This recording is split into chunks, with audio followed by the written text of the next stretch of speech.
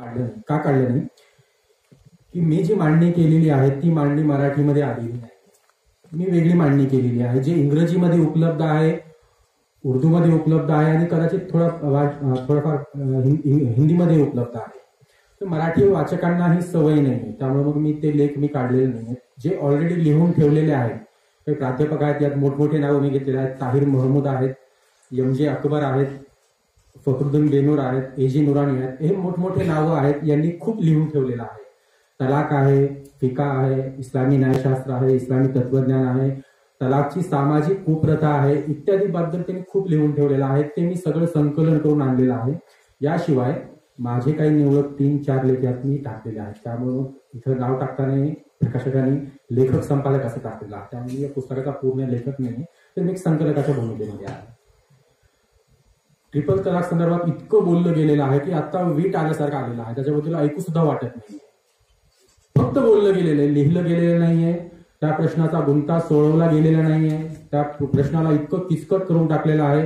सरकारचा कायदा आला, सरकारच्या कायद्यातही तीच अवस्था आहे. लोकांनी जे बोललेलं आहे ते तोंडाची वाफ करून सोडून दिलेली आहे. पुढं काहीच झालेलं नाही.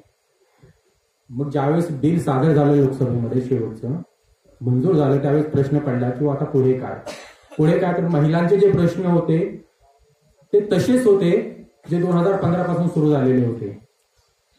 तर असगर वजाहत आहेत, प्राध्यापक आहे, मोठं नाव आहे. मी त्यासाठी थोडंसं हिंदीमध्ये बोलतो, कारण की सरफराज मराठीमध्ये बोलले तर त्यांना आमच्या रिसर्च सेंटरचं आणि आमच्या कामाबद्दल त्यांना कळालं नाही. तर हमने एक रिसर्च सेंटर स्थापित किया है. गाजिउद्दीन शाह सैयद गाजिउद्दीन है, जो एडवोकेट थे सोलापुर के. उन्होंने जो सुधारणावादी जो मूवमेंट है, सुधारणावादी जो आंदोलन चल रहे थे, फुले शाह अम्बेडकर विचारधारा के जो आंदोलन चल रहे थे, उसको मुसलमानों में लेकर आया है. तो फर्स्ट टाइम शिवाजी महाराज को लेकर आया, उसी तरह से शाहू महाराज को लेकर आया, उसी तरह से बाबा साहब अम्बेडकर को लेकर आया.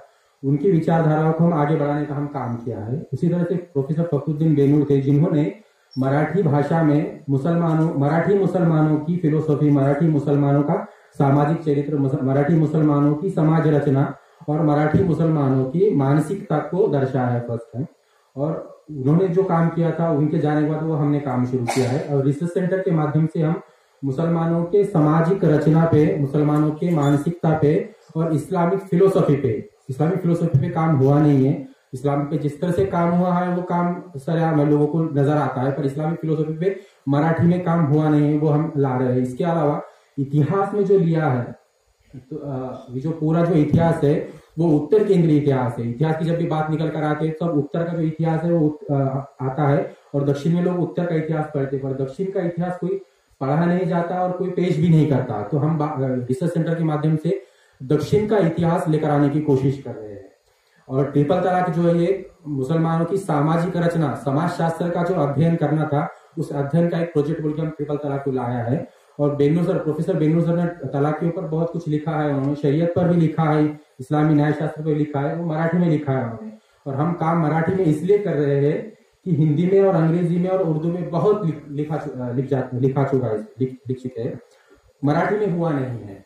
मराठी में न होने की वजह से क्या हुआ है कि मराठी में मुसलमानों के बारे में मराठी में जो मिथक तैयार किए गए हैं उसको तोड़ने का काम किसी ने किया नहीं है. तो हमको ये लगा कि हमारा एक सामाजिक जिम्मेदारी तहत हमने किया है, या फिर हमारा कर्तव्य बोल के हमने किया है कि ये जो कुरीति है या फिर मुसलमानों के बारे में जो मिथक जो प्रस्तावित लेखकों ने, प्रस्तावित अभ्यासकों ने, विचारकों ने जो रखे हैं लोगों के सामने, उसको हम एक अलग नजरिए से देख रहे हैं. जब मुसलमानों की जब बात आती है तो मुसलमान जब भी आते हैं, अगर सुबह प्रिंसली स्टेट की बारे में हम बात करते हैं तो राजा हरि सिंह की जब बात आती है तो राजा हरि सिंह को अदब से कहा जाता है. राजा हरि सिंह मतलब उसको अदब से लिखा भी जाता है, अदब से बात भी की जाती है. पर निजाम जब आता तो निजाम को एक मतलब सिंगल कहा जाता है कि वो निजाम ऐसा था, निजाम वैसे थे, निजाम ने ये किया. पर राजा हरि सिंह की जब बात आती है तो हम राजा हरि सिंह ऐसे थे, राजा हरि सिंह ने वो किया है. यानी बात ये कर रहा है, मुझे कहीं मतलब मैं निजाम की हिमायत भी नहीं कर रहा. बात यह आ रही है जब मुसलमानों को जब नाम आता है तो वो तुच्छतावादी जो दृष्टिकोण है वो पेश किया जाता है. तो हम अलग नजरिए से इतिहास को देख रहे हैं, हम अलग नजरिए से समाज शास्त्र को देख रहे हैं, हम अलग नजरिए से मराठी मुसलमानों को देख रहे हैं, हम इंडियन मुसलमानों को देख रहे हैं. इसी तरह से धर्मांतरित होकर जो मुसलमान आए हैं, जो अपनी संस्कृति को लेकर पिछले कई सदियों से हिंदुस्तान में रह रहे हैं, उनको हम अलग नजरिए से देख रहे हैं, वो अलग नजरिया जो है वो पेश करने की कोशिश कर रहे हैं और वो मराठी में पेश कर रहे हैं। इसी तरह से हम तलाक को लेकर आया है। आज तलाकवर एक खूप म्हणजे तलाक नाहीये तर तलाक संदर्भातली जी याचिका दाखल झाली होती त्यात एक याचिका होती, हलाला संदर्भातली याचिका होती, त्यावर सुप्रीम कोर्टाचा आज निर्णय आलेला आहे। सुप्रीम कोर्ट म्हणते की या याचिकेवर मी तात्काळ सुनावणी करणार नाही। आदरणीय सुप्रीम कोर्टाने हे निर्णय दिलेला आहे। त्यामुळे मग आता पुढे दिवाळीच्या सुट्ट्यानंतर किंवा अजून 3-4 महिन्यानंतर किंवा वर्षभरानंतर त्याच्यावर सुनावणी होईल। ही याचिका दाखल करणारे कोण होते माहिती आहेत का? ही याचिका दाखल करणारे ऍडव्होकेट अश्विनी उपाध्याय आहेत। हे कोण आहेत? हे भाजपचे सक्रिय कार्यकर्ते आहेत, भाजपचे मेंबर आहेत आणि सुप्रीम कोर्टामध्ये भाजपने दाखल केलेल्या याचिका संदर्भात भाजप समर्थित गटांनी दाखल केलेल्या याचिकावर हे सुनावणी करतात आणि तो मुद्दा ते रेटत असतात। यांनी ही याचिका जी आहे एप्रिल 2017 मध्ये दाखल केलेली होती, म्हणजे जवळपास